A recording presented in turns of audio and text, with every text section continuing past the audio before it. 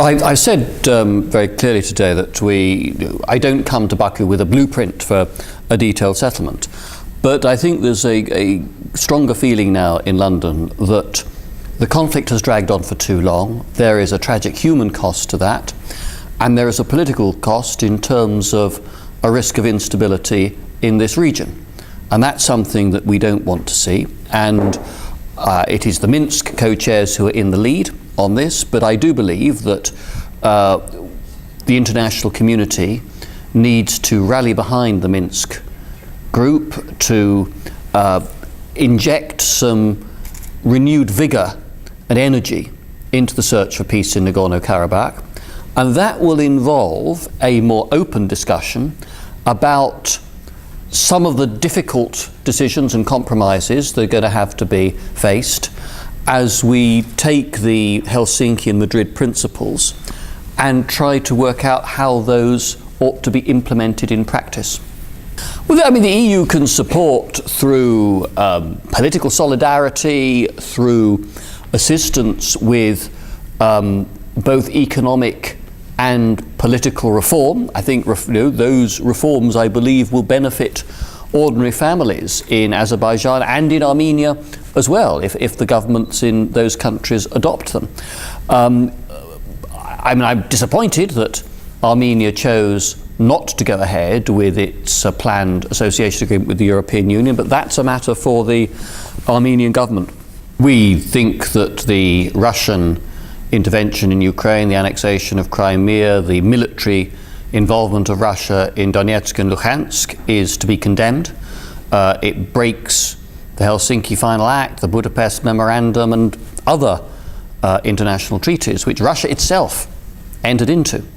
It's Russia itself, after the breakup of the Soviet Union, accepted that Crimea was part of Ukraine, and Russia is now going back on that and breaking international law. So this is a cause of very serious concern. What appears to be happening is that the Russian government is trying to assert greater power over countries that were once part of the Soviet Union. The British government's view is very clear. These are now independent states.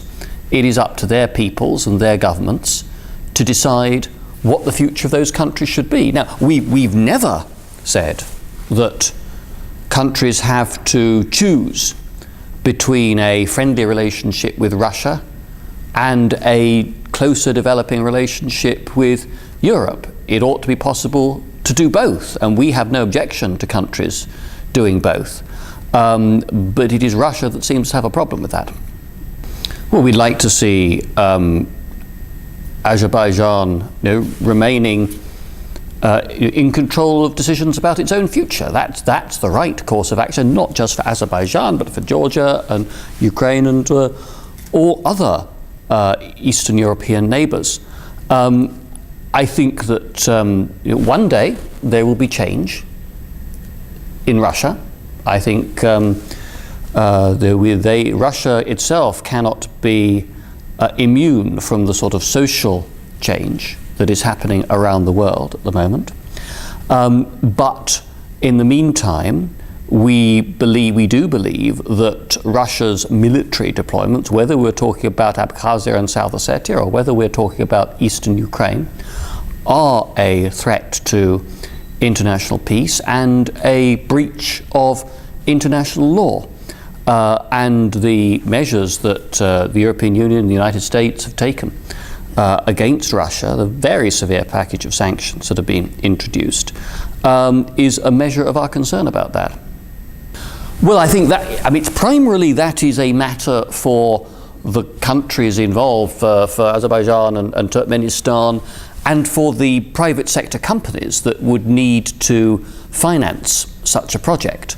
But we do think that the Trans-Anatolian pipeline is a project that deserves strong support. We're delighted that BP is playing a lead role in that consortium.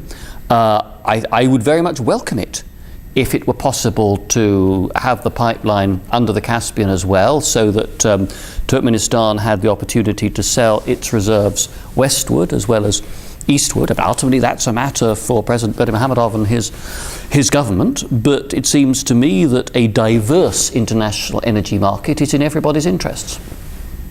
I did raise those matters of human rights because those have caused concern. I get questioned about these issues in the British Parliament. I get letters from members of Parliament about questions of civil rights in Azerbaijan and in many other countries around the world. I mean, my starting point is that a healthy, diverse civil society makes any country stronger.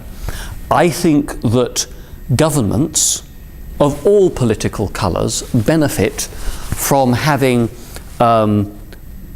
good democratic and accountable critics in opposition political parties and in free civil society organisations. It helps governments keep on their toes. It stops them being complacent. So I think a diverse civil society is something to be welcomed. Well, I think that you must ask as area officials for their response rather than ask me to interpret. But these are matters that I have commented on in the past. I'm sure these are matters that British ministers will continue to discuss with their Azerbaijani counterparts.